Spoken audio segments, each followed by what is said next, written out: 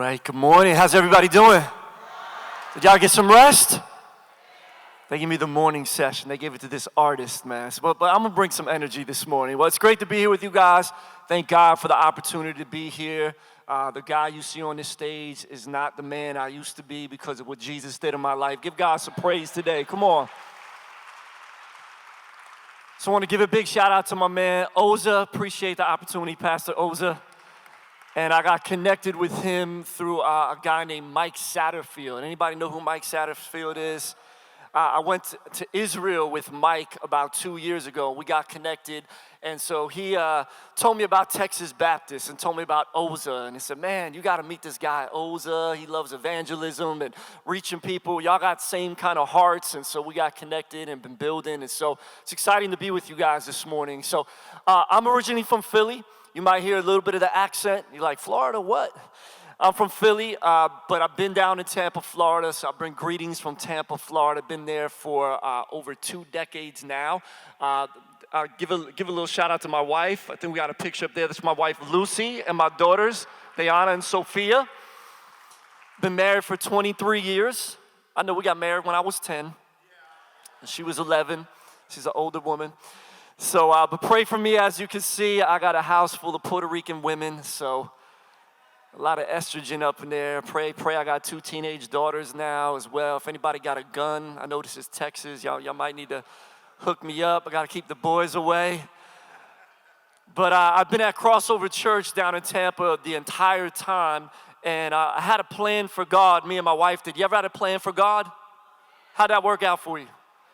So we thought we were going to go back up north. We met at Bible College in Florida, and we thought we were going to do ministry up north, but God didn't open up any doors. But he opened up doors at this little church plant in the city of Tampa, and they needed a youth pastor. So I was the youth pastor there for the first 6 years. And again, my plan for God was I was going to do that like forever. I was always going to be the youth guy. I love teenagers. And so I'm also an artist, hip-hop artist. I ended up getting signed to a national record label in 1999, put several albums out. That actually was what fed my family, because how many of y'all know urban ministry a lot of times doesn't always have a paycheck attached or a really small one. And so God used that as an opportunity for me to go out and do my ministry, share my story. And then about 6 years into it, so the church had about 40 adults that attended on Sunday. Thursday night, the youth ministry, we started with 1 teenage girl, but 6 years later, we had hundreds of teenagers and young adults coming every Thursday night. So the church leadership team had an idea. They said, why don't you be the pastor? And the pastor was like, I'm done. Here's the baton. I was like, nah, I don't want to do this. I'm doing the youth ministry. I'm traveling. I'm doing music. But God put me in that position beginning of 2002. And so here's one of the biggest things we had, y'all. We didn't have a lot of people. We didn't have a lot of money. We didn't have a lot of resources. But we had freedom to try new things. And because we've done that over the years, and we've had that freedom to do new things, we didn't have any chains on us. Recently, we've been listed a few different times as one of the most innovative churches in America because we've been able to try new things. And not all of it worked, but most of it did, right? So over those first couple of years, because we began to reach unchurched and dechurched people in the city of Tampa, our church quickly started to grow. We had a little 200-seat auditorium. Soon we had to do 2 services and then 3 services, and then we had an overflow room. And God was doing amazing things as people were coming to Jesus, people that were not connected to church or hadn't been connected to church in a while. And then 9 years ago, we're about to celebrate 9 years, and it was a kind of a long story of a journey, but to make it short, we relocated and we took over a former retail box. So we went from 6,000 square feet at our old facility, and we went to 43,000 square feet, like 7 times larger. It was scary, leap of faith, right? But we've watched God show up and do amazing things in this old Toys R Us store building, and we retrofitted into a church, and we've seen thousands of salvations over the past almost 9 years, and we baptized 1,436 people in the last 9 years. So it's been revival in the city of Tampa. It's been amazing. So, but here's the thing, y'all. We live in a culture, we can get excited about that. We're here to get recharged, because we live in a culture it's changing so fast, isn't it? There's disruption everywhere we look. And if we're not ready for that disruption, we can get drained. And we know ministry can be draining, right? So we're here to get you guys charged up today. There's disruption everywhere we look. Listen, y'all, Amazon has changed the way that we shop, hasn't it? Right? Uber has changed the way that we get a ride. Say, I'm gonna get an Uber. Like, you would have told me that 10 years ago, we would have been like, what's an Uber? I'm an Uber, right? Netflix killed Blockbuster. Y'all remember Blockbuster? We had to go get our movies, right? And then if the movie was gone, we were, oh man, right? I mean, you think of all the different things, Spotify and all those things have changed the way that we get music. Well, listen, there's a whole lot more disruption that's just around the corner. Automation, cars that drive themselves. There's all kinds of technology that's going to continue to disrupt the way that people live. We got to be ready for it. We got to be ready. At the same time, there's disruption happening in our cities. There's gentrification happening. There's immigrants coming in. There's just all these cultures and ethnic groups and age groups that are converging that now live in the same exact neighborhoods, that live on the same block. So our neighbors are becoming more and more diverse. At the same time, it's no secret, y'all know, this is a season where we've seen more division and disrespect and discrimination than we've seen in a long time. I mean, it's always been there, but I think now with the 24-hour news cycle and with social media, we just see it. It's a lot more prevalent, right? And people are just speaking, and the hate is kind of spewing, and it's coming out. So now there's more of a time than ever that the church, the agents of reconciliation, it's time for us to rise up. We have the answer, right? We got the answer. And so today, just for a couple of minutes, I want to talk to you guys about some things that we've been learning in Tampa and about this thing that we've been doing called Love Our City. But I want to ask you guys, how many of y'all would like to reach like lots of new people in your community? Does anybody want to reach some new people in their community? Come on. Okay, so we're going to talk about that, talk about three things. Second thing is, how many of y'all want to get more people in your church involved in serving, to get off the bench and into the game, right? Aren't you tired of like 10 or 20% of people doing all the work, right? We're like, man, come on, right? We see the potential in people. So we're going to talk about that as well. And then the third thing is, how many of y'all want to reach more millennials and engage more millennials, right? That's the big thing that so many churches are having this conversation. How do we reach more millennials? How do we engage them? How do we get them plugged in? This thing that we've been doing at our church over the past couple of years, this campaign called Love Our City, it really addresses all three of those major concerns and questions that churches have, that we have. So before I dive into it though, I'm gonna open up with a little spoken word piece. Is that cool? Y'all awake? I wanna make sure you're awake this morning. He's like, let's go. All right. Let me see if I can pull this up. Well, I'll just bend over a little bit like this. All right. So y'all ready? This is called Will You Be My Neighbor? Go ahead, Mr. DJ. Will you be my neighbor?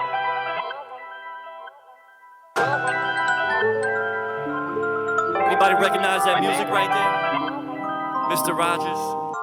If you're under 25, you could Google it. Will you be my neighbor?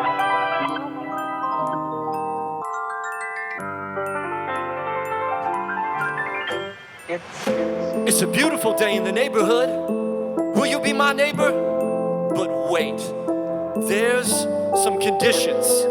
See, you need to line up with my neighbor rendition.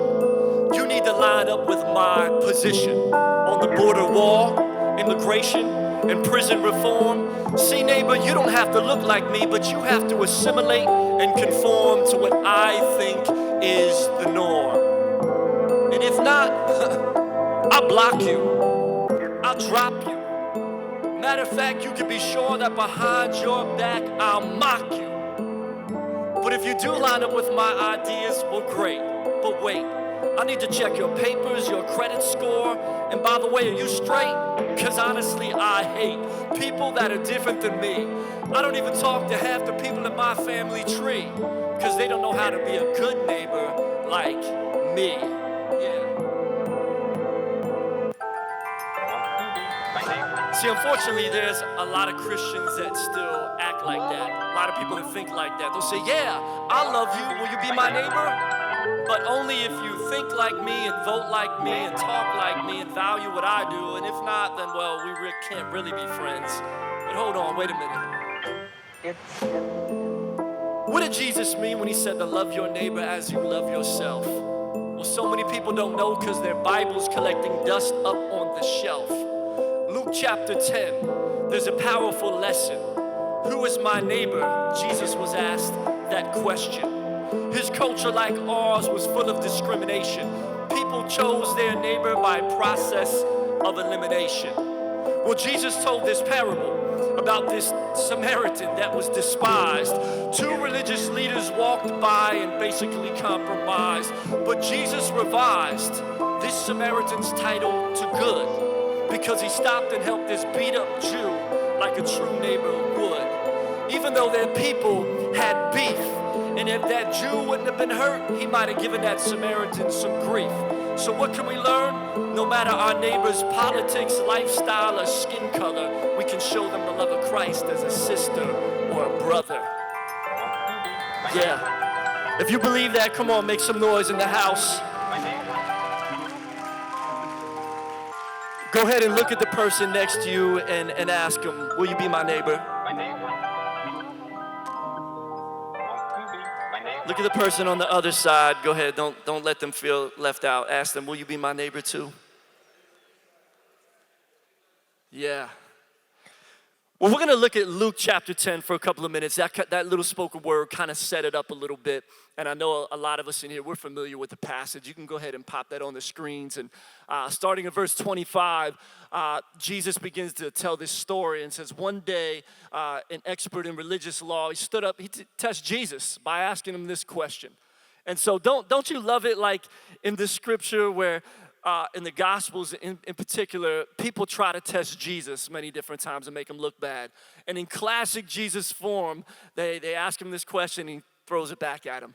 And you know, he says, teacher, what should I do to inherit eternal life? And Jesus replies, well, what does the law of Moses say?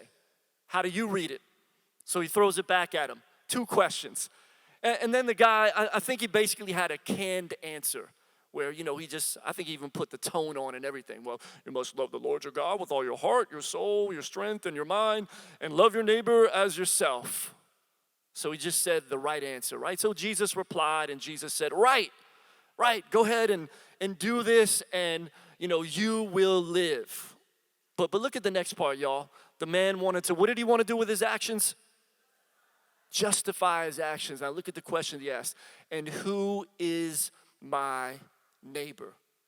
Who's my neighbor? You know why he asked that? Because he was looking for a loophole. What he was asking, I really only want to love the people that look like me, that dress like me, that smell like me, that live in the same neighborhoods as me, that are the same economic bracket as me. Those are the people I want to love because those people are easy to love. Right? But I don't want to love everybody. Who is my neighbor? But you know what? Biblically, y'all, there is no loophole. Our neighbor is our neighbor. It's the people we work around, we shop around, we live around, we play around. And if your city looks anything like mine, our neighbors look different than us sometimes. They have different preferences, different thoughts, it's a whole different world that we're in. Remember, all that disruption is happening. And if we're not ready for it, we can get drained. Well, I believe the way that we do evangelism, it can't be the same way that we did it 5, 10, 20 years ago. Because everything is changing so rapidly, right? And so in our community, at our church, I lead a very diverse church, if I didn't tell you that. Our church is multi-ethnic, it's multi-generational, it's multi-class. Our church is majority, minority. We're about 80% African-American and Hispanic. We got a few white people. We're looking for some more white people. If you see any, let them know. Let me know. But so we have a very diverse church, but it reflects our community. It reflects our neighborhood. And so whoever you are as the leader, guess what? Your people, they're going to bleed your DNA if you're leading them. And so for me, like evangelism is like, it's in me. I mean, that's why me and Pastor Oza vibe, you know, because we both love evangelism.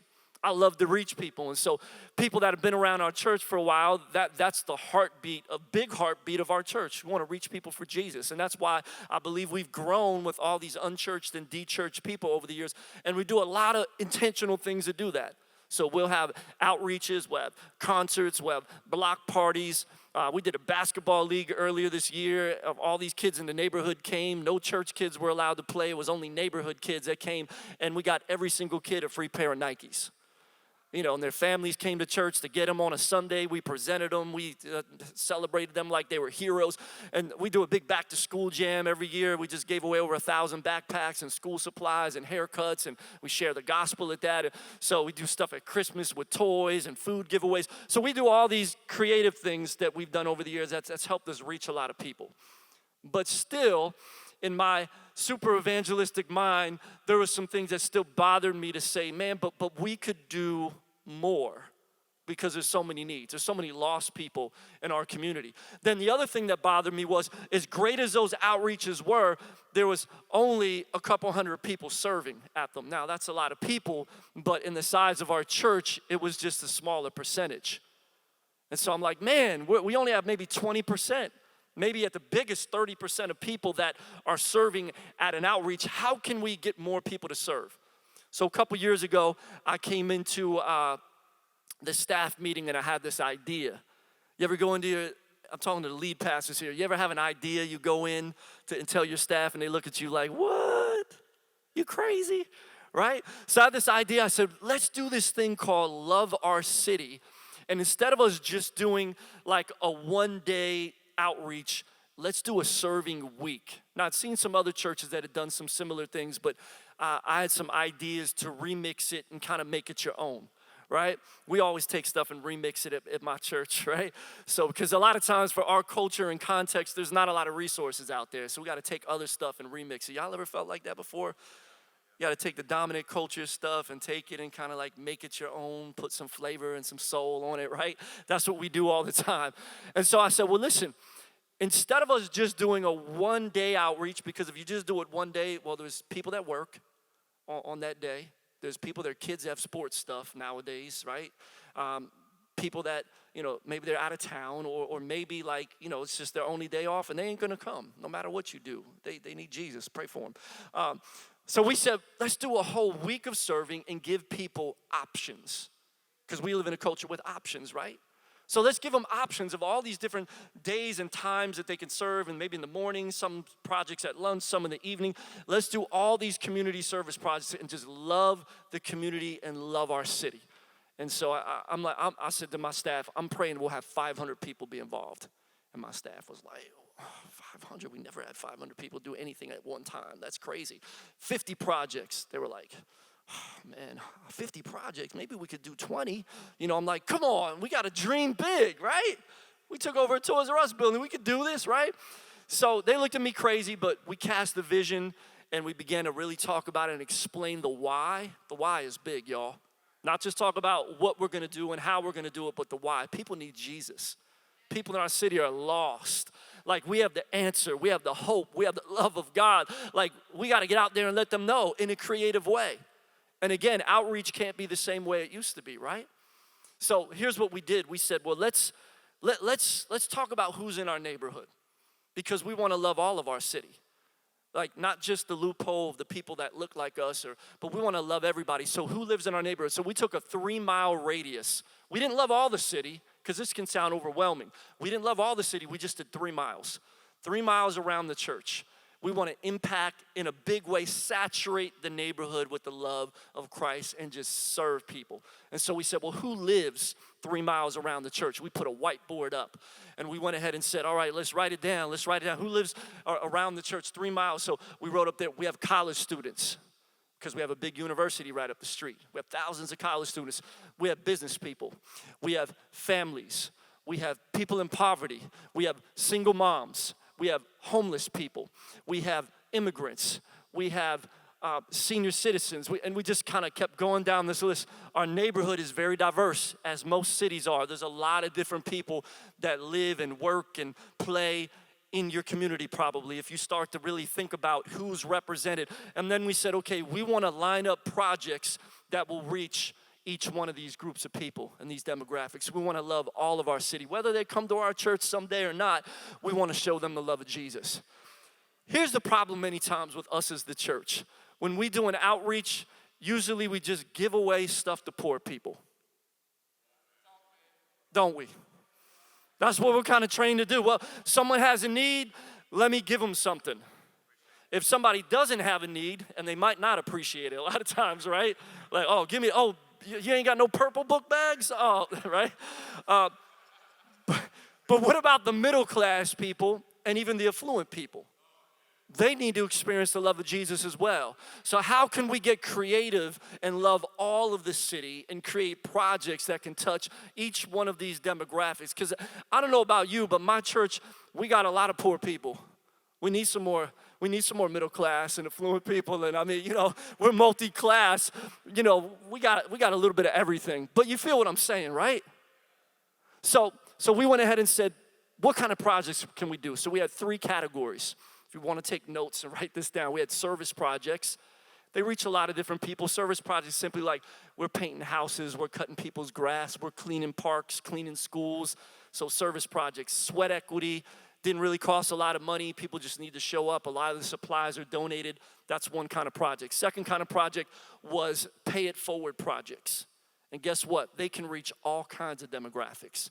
So, for instance, pay it forward projects. So, for instance, right down the street from the church on 15th Street, we have a laundromat. Most of the people at that laundromat, they're lower income. They don't have a washer and dryer in their house like a lot of us may have. That's a luxury to a lot of people. We take it for granted if you have a washer and dryer in your house. A lot of people don't have that. You could probably remember the days when you didn't have one, if you do have one now, right? You're like, oh, yeah, that is nice, right?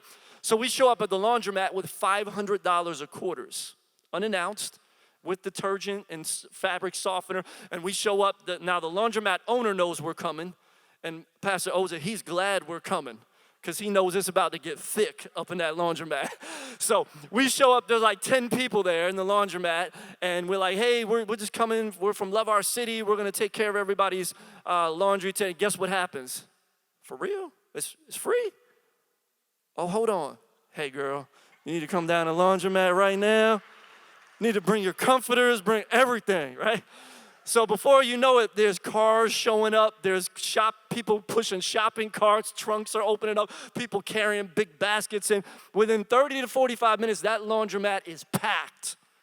And it's full of energy, and everybody's hanging out. And then we got a group of 15 people there with Love Our City t-shirts on, and they're just organically loving on people.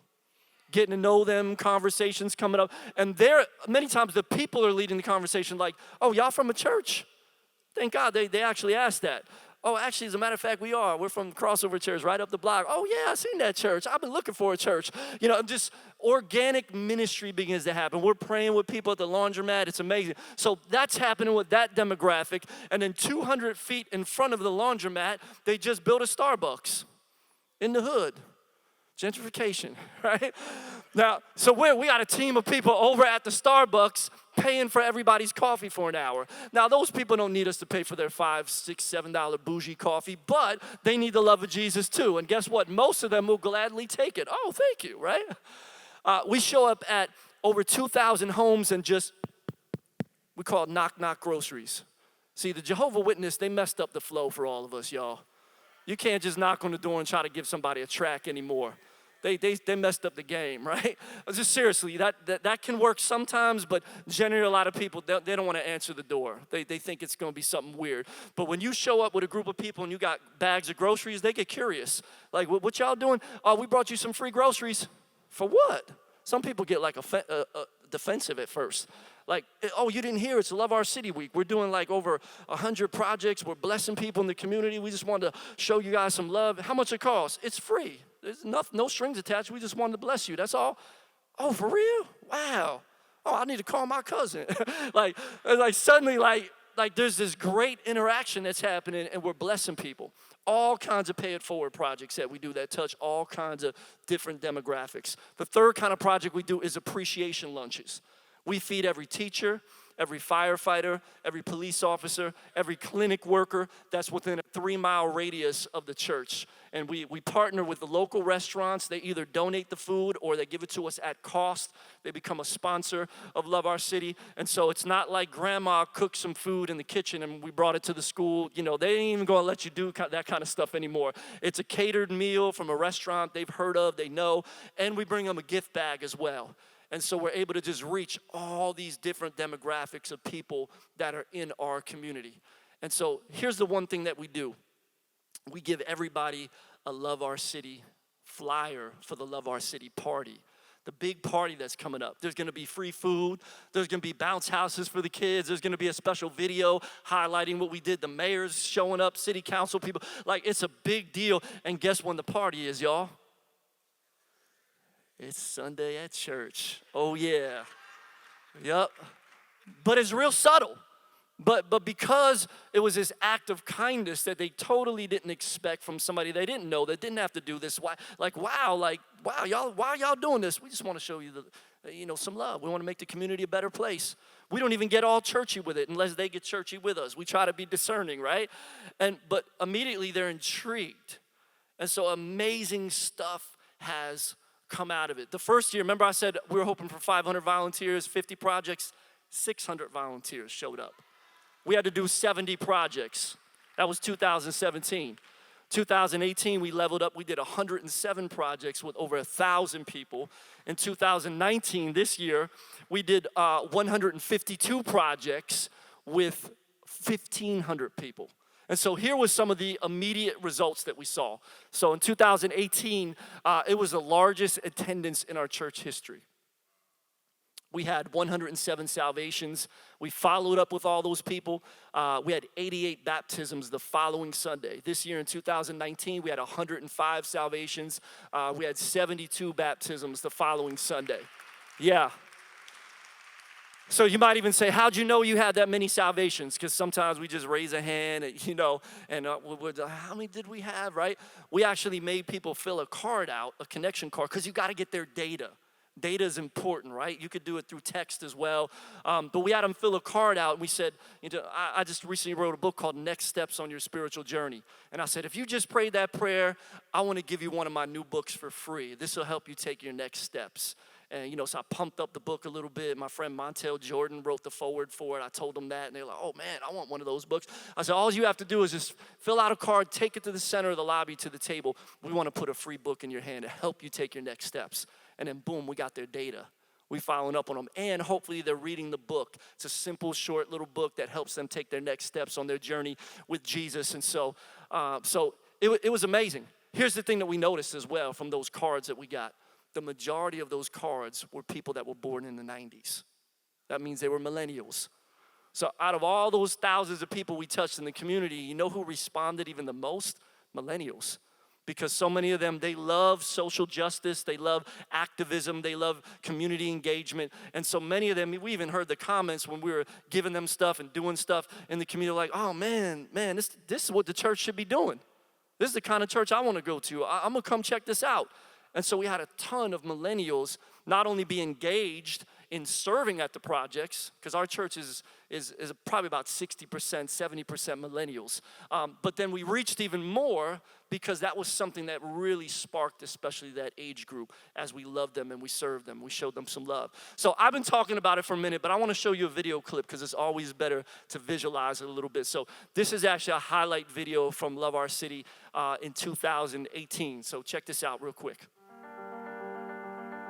However young you are, you have a responsibility to seek to make your nation a better nation in which to live. You have a responsibility to seek to make life better for everybody. Sweep streets like Shakespeare wrote poetry. Sweep streets so well that all the host of heaven and earth will have to pause and say, here lived a great street sweeper who swept his job well.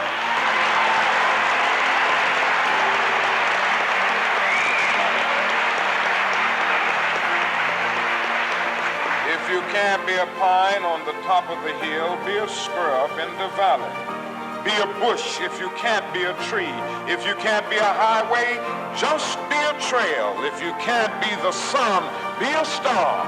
For it isn't by signs that you win or you fail. Be the best of whatever you are.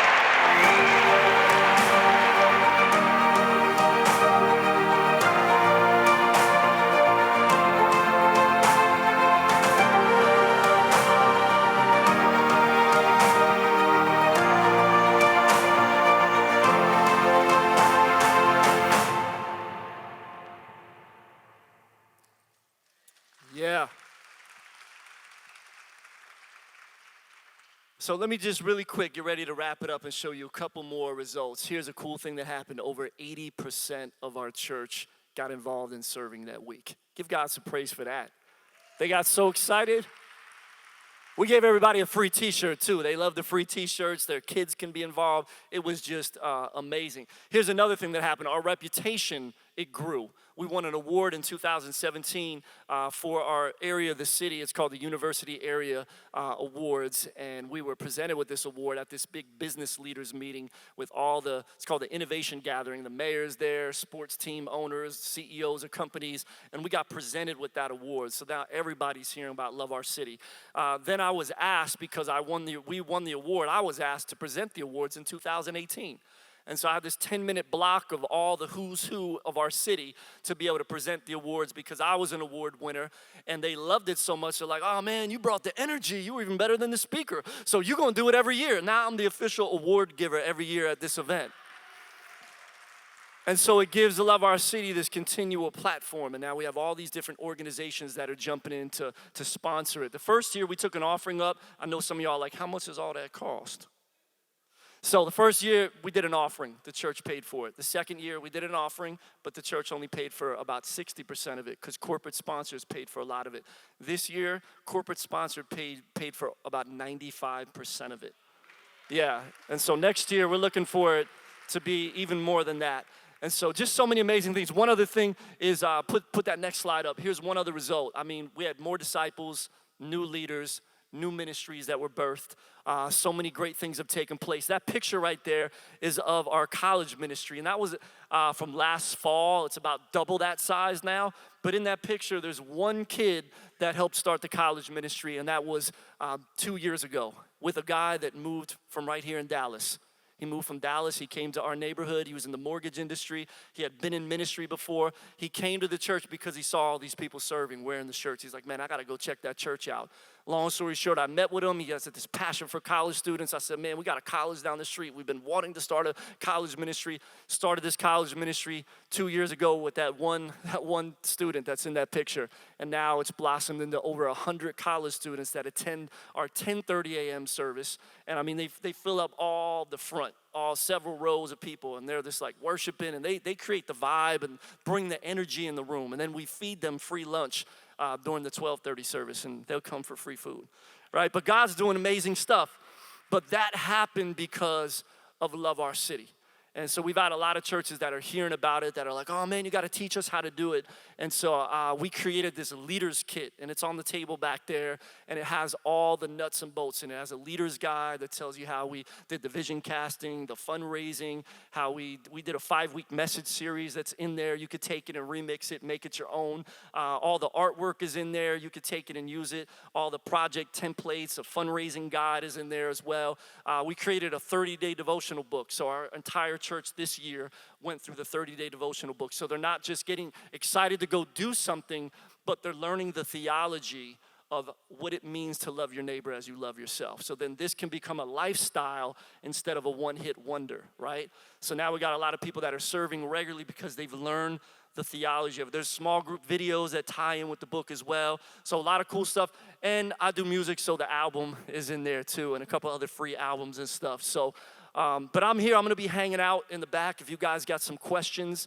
On top of that, we're going to be doing a webinar, a free webinar just for you guys that are from Texas Baptist, and that's going to be free. We're going to give you guys some information on that. It's coming up in a couple of weeks. I'll give you some additional information. I couldn't spit it all out. I know there's some questions you have, and we'll do some live Q&A as well. So the very last thing I want to say is this. Back to Luke chapter 10. Luke chapter 10, when that person asked Jesus, and who is my neighbor? Y'all know the story. Jesus begins to tell them this story about two religious leaders. There was a priest, there was a religious leader, and a Samaritan. They walked into a bar. And no, they didn't. It sounds like the beginning of a joke, but it's not. Jesus begins to tell the story of how this beat-up Jew was on the side of the road. The priest walked by. The religious leader walked by, went up to him actually. Oh, he's got a pulse. He's all right. He'll be okay. He kept going. Then the Samaritan walked up, and the scripture says, a despised Samaritan. But hold up, what is that story known as? The what? The Good Samaritan, right? But in their culture, they were despised. They were half-breeds. They were treated as second-class citizens. They were mixed with some other things ethnically. They were treated terribly, discriminated against, right? But the thing about that story is the Samaritan's the one that had compassion. And it totally changed their reputation for eternity, right? Because they're known as the Good Samaritans now, right? So let me leave you with this thought. The church in many of our communities, if you think about it, if we're honest today, if we're brutally honest, the church in many of our communities is now despised. We have a culture that many times despises the church and has all kinds of a false narrative about the church. Because anytime a pastor or a church messes up, the media will plaster it everywhere. And so many times there's people in our communities that despise the church. But what if the church stepped up like that Samaritan and had compassion on our neighbors? It could rewrite the narrative, and we could be known as good. So, hey, I love you guys. I want you to stand up. I want to pray for you really quick. If you're here and you say, man, I want to reach my city. I want to love my neighbor. I want to pray for you. Father, we love you today. I lift up my brothers and sisters today. God, I know that there's thousands of people right within a stone's throw of their church that need you. They need to experience your love. They need answers. They need hope. There's people that are depressed. There's people that are going through all kinds of stuff, and we have the answer. God, give us creative ways that we can build relationships and we can build bridges with people so we can introduce the gospel and we can introduce you and what you've done in our lives and how you've changed us, and we can show them your love. God, help us, because we got to get uncomfortable a little bit. It's not always fun to get uncomfortable and reach people that are different than us. Some of our preferences in our church services and the way we do things might have to change a little bit, but for the gospel's sake, man, it's worth it. The message isn't going to change, but the way that we present it and represent it, it has to always be changing to reach people in new ways. And so, God, get us recharged this weekend. Help us to go back to our communities and love them like never before. We pray these things in Jesus' name. Everyone said, God bless you guys.